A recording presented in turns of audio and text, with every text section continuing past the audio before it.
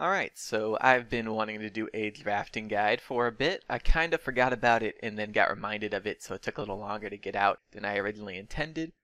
First, I want to say that this is originally for OB56, so if you're waddling sometime in the future on a different OB update, then this could very well be out of date and have inaccurate information. You know what? Actually, I guarantee you this will, because this game's meta takes 180s all the time. Now, I know OB57 is right around the corner, but I honestly don't see the meta changing that much when it comes out, and if it does, I'll make an OB57 version.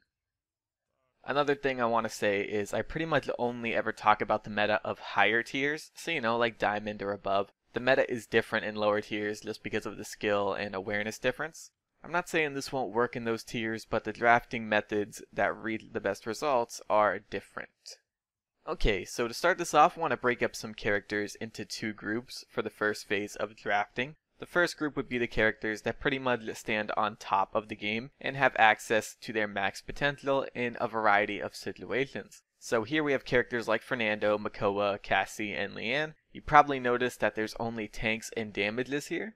You're pretty much always going to want to first pick and ban powerful tanks or damage dealers like these.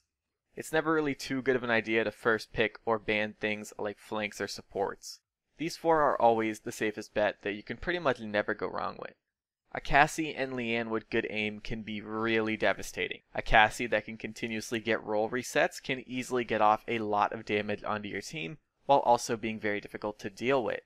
If she gets a pocket from something like a Genos or a Torv, it gets even harder to deal with.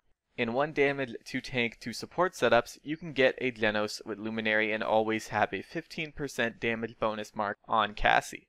With Torv, you can get his Bubble Legendary and save Cassie whenever she's in trouble, while also giving her 40% more damage on top of that. You can run the Genos with the Torv for double pocketing as well, as long as Genos isn't stuck solo healing with Luminary, that is. This can be done with Leon as well. Leon is easier to deal with than Cassie is because she's more team dependent and has much less movement and sustain. However, a Leon that is playing around her team and constantly landing her primary fire and presence is still very powerful, especially while being pocketed. If you find yourself on the opposing side of one of these two in the draft screen, you're going to want to make sure to get something like an Ash or Fernando. These two are really good at getting on squishy carries like Cassie and Leanne. They can spam them down, and they're good cauterizers, so you don't have to worry about enemy healing. It's also very difficult for Cassie and Leanne to burst down these two due to their high health pools and barriers. Barriers are a nightmare for Cassie because if you put one up after Cassie rolls and Cassie fires her bonus damage arrow into it, then Cassie can't roll again for 5 seconds, and that's enough time to kill her. As for Leon, once they jump on her, she's pretty much dead unless, the Leon is running a full speed loadout, which, let's be honest, no one really does. Makoa is also a good counter because his hook basically counters any squishy. You land the hook, turn, pull them into your team, and it's over for them. As for dealing with the Fernando or the Makoa, things like Drogos, BK, and Willow all deal with them very well. They can all stay out of range of these two tanks, and as long as they avoid Makoa's hook, they won't get much opposition. While I'm talking about Drogos and Willow, let's bring up the other group of characters I wanted to mention. This group has characters that can also put in a lot of impact and value, but only in certain situations.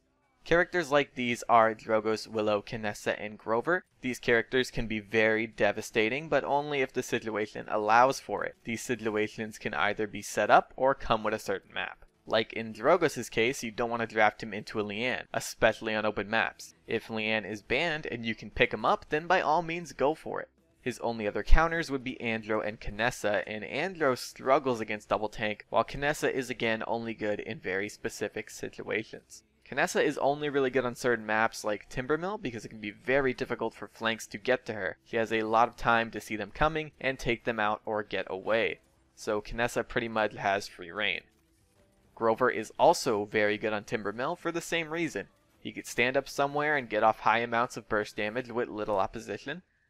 When it comes to Timbermill, you pretty much have to ban these two. If you don't and the enemy gets one, they're going to have a huge advantage. The same goes for you if your team gets one though.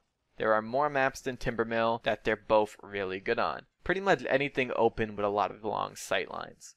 It's just Timbermill is the map where you really need to prioritize banning these two.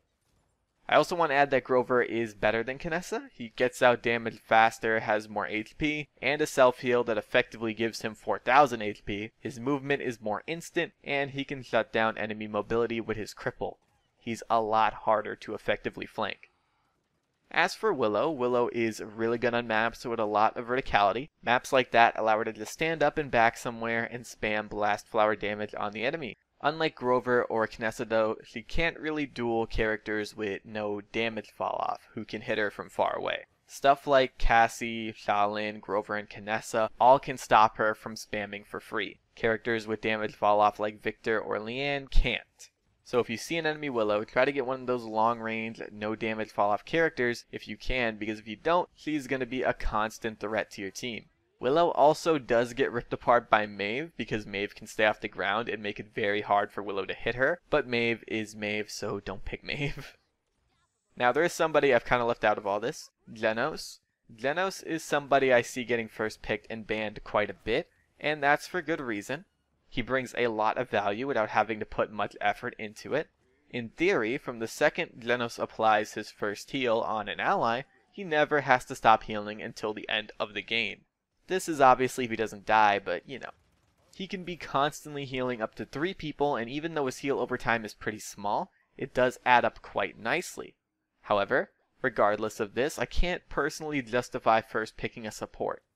Supports carry a lot of value at the start of the game, but as COD starts to stack up, they lose that value. Tanks and damage dealers don't have that problem. They keep their value throughout the whole game, and even get stronger the longer the game goes on due to stacking Wrecker and COD. Yes, okay, tanks can lose some of their value due to Wrecker, but not nearly as much as supports can with COD.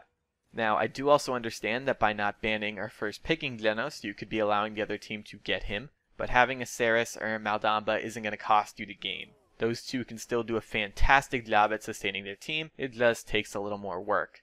Not to mention, their alts are way better. A Ceres ult can be game-changing, while a Glenos ult can just be time-wasting. But yeah, try not to first pick supports unless you're really centering your team around that one support, which you don't really have to do. Supports are best left for the middle picks. If your team's first pick is one with 2 people picking, then you could probably afford to pick one up as long as there isn't something that you'd regret passing up available. Anyway, the first part of the draft is the most important part. The middle to the end of the draft is mainly just for picking up some of the middle tier characters. This is where you'd fill up the rest of your team, get the rest of the roles you need. You'd draft stuff like Ashe for Leanne or Cassie if Fernando is banned or taken, or draft something like Torv to pocket the carries. There really isn't much that isn't viable, so you can go with tons of different things here. Just always be sure to always have 2 tanks. Again, the meta team setups right now are 2 damage, 2 tank, 1 support, or 1 damage, 2 tank, 2 support. You can make the 2 damage, 1 damage, and 1 flank if you need to as well, but for the most part, you probably want to avoid flanks. If you do need one, go with something like Angelo, Eevee, or Buck. Lex also works on maps with no verticality. Just avoid things like Maeve, Skye, and Zen. They all struggle in higher tiers because good awareness and coordination take them out very easily. Outside of that, there isn't really anything else that you want to avoid drafting. I guess Tyra would be the only other one. The whole no mobility thing makes her an easy target, and there's always going to be a better option than her available. Also, when drafting 2 tanks, make sure to never have 2 defensive ones on your team. You always want to have some sort of push power. Tanks like Barrack, Inara, and Torv are very defensive tanks. They aren't very aggressive. They're good for defending and holding down a point, but not so much for attacking a point and pushing a payload. So try to always have at least 1 offensive tank, which would be the ones I didn't mention just now.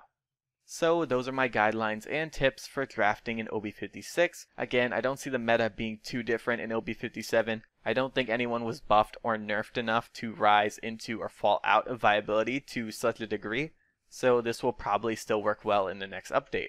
Strix will also not be available in competitive until OB58 comes out, so don't worry about him affecting anything. And that's pretty much it, guys. I want to thank you all for watching. I very much appreciate it, and I'm going to see you guys later. Bye!